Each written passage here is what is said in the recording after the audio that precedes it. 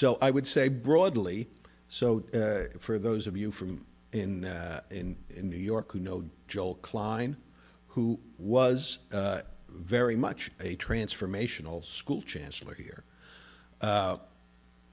what he did with Rupert Murdoch was buy a company that did one very narrow thing actually pretty well. The company was called Wireless Generation, and it did formative assessment in the K-3 area. It's a very narrow thing, and they did it in a very particular way, and they did a pretty good job. Didn't actually make money. It was about break even. It wasn't actually growing. They paid almost $400 million for this not profitable business that wasn't growing, and used that as the platform to revolutionize the world. And their plan was to completely overturn the way education is delivered from K to 12. And to do that, they decided they needed to take on the existing curriculum providers, they needed to take on the existing software providers, and they, just for good measure, decided, you know, that Apple company, you know, what do they know about hardware? They were going to take them on as well.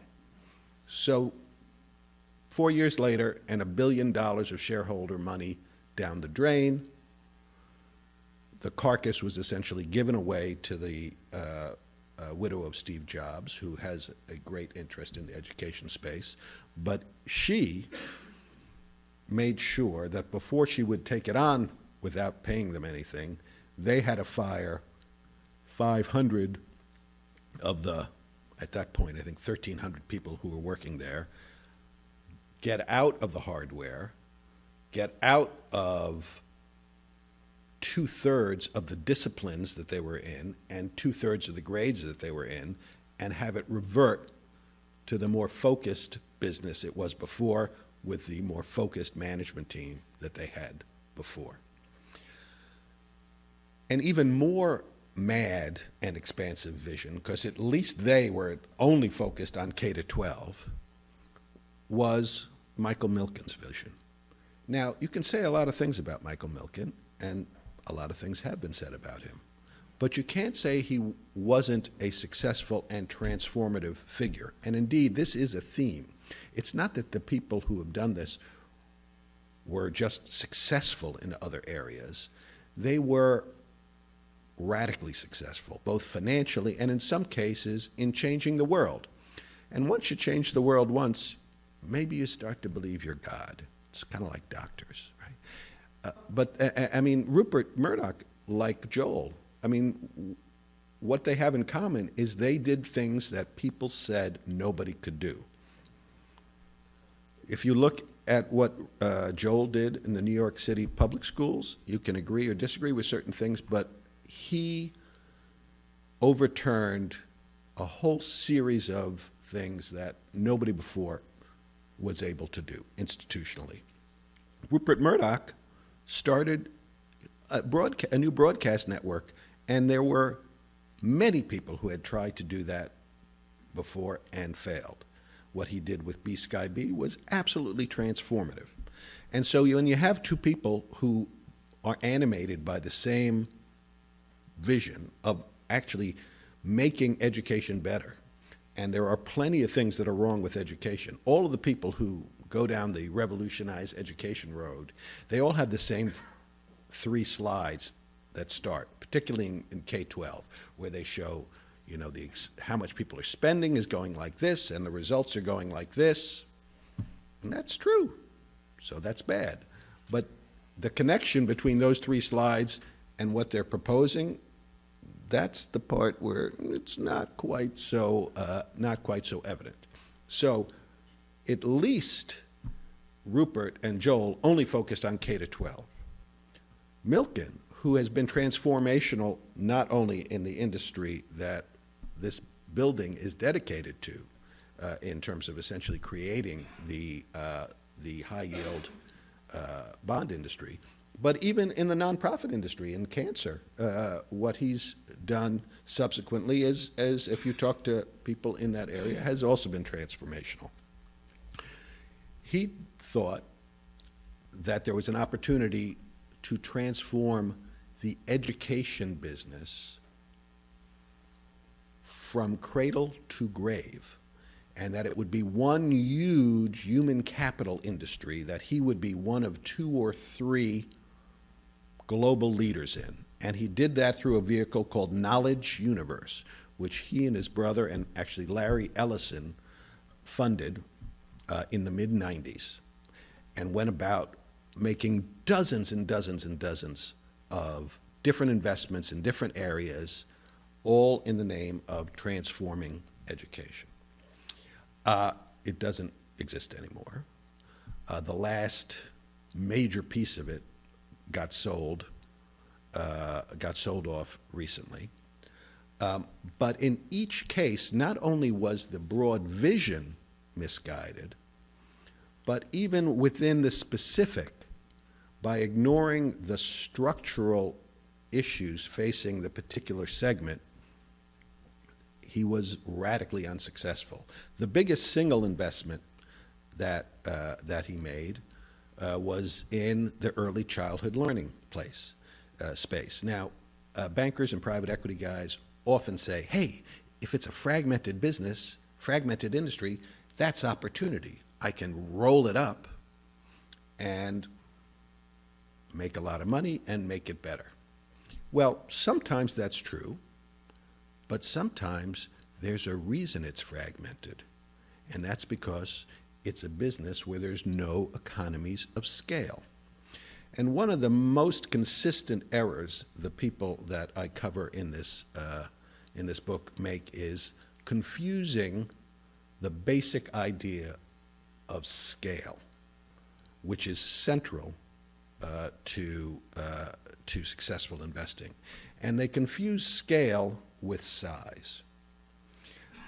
The key to the concept of scale is that it is a relative concept in 2 important senses. One, it's your size relative to the next guy in the relevant market. It's not absolute size, it's size within the relevant market.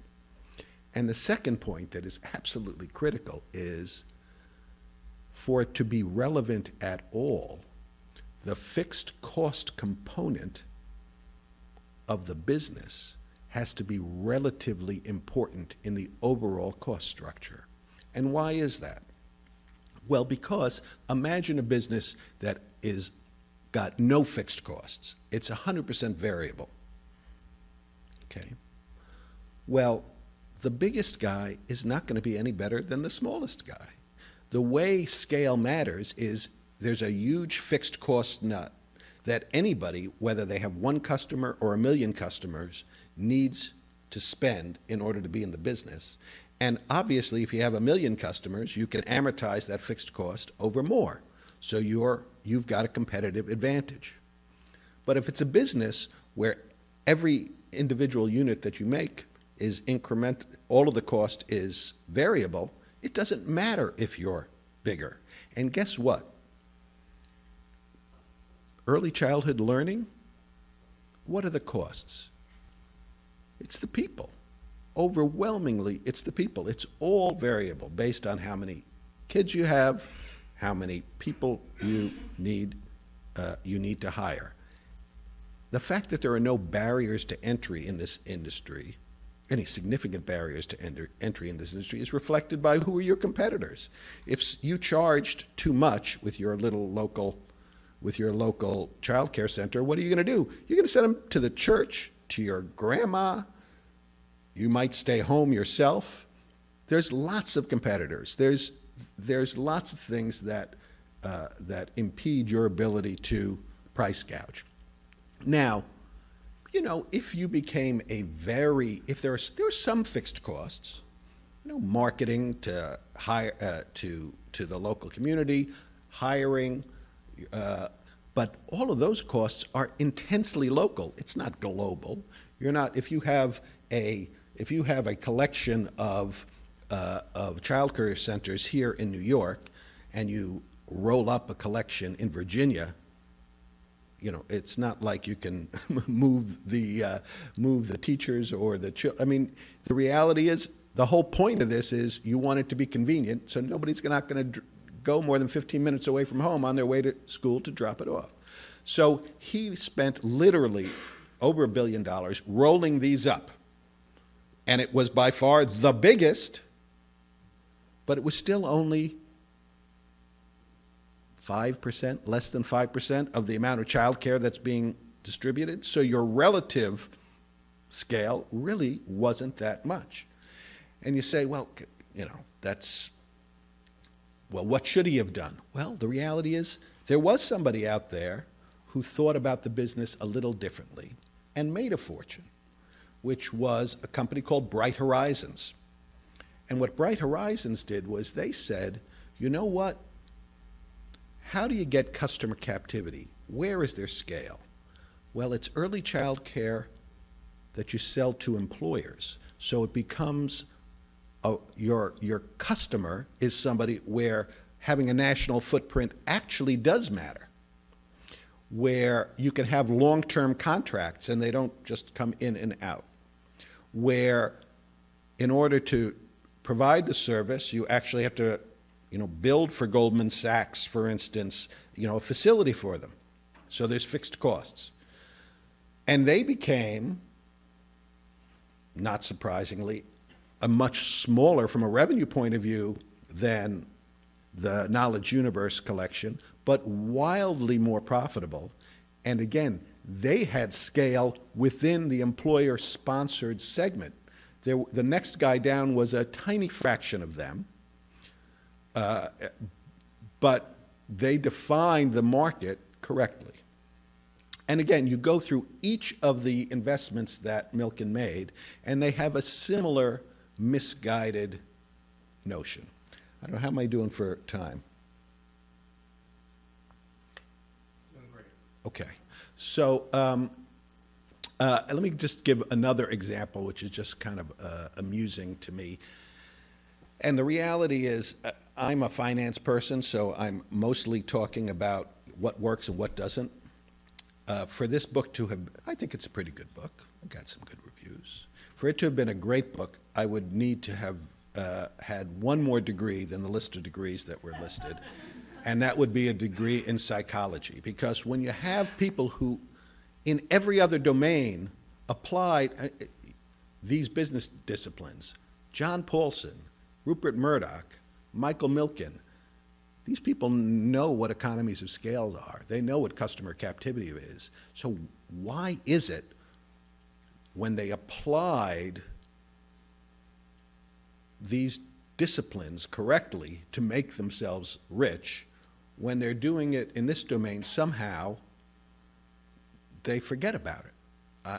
It may be, and here I'm in the speculation camp, it may be that somehow they think that because genuinely they are trying to do good, they should get a pass on applying these disciplines.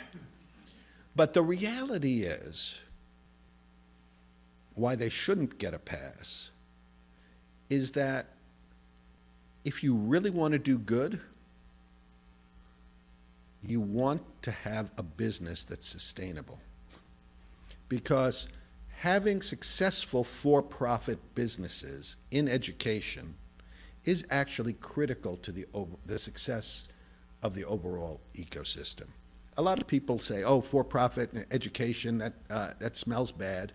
Well, it may smell bad in certain parts of it, but let's be clear, there has always been an important part of the education industry in all of its segments that is for-profit. Nobody is arguing that the government should produce the textbooks.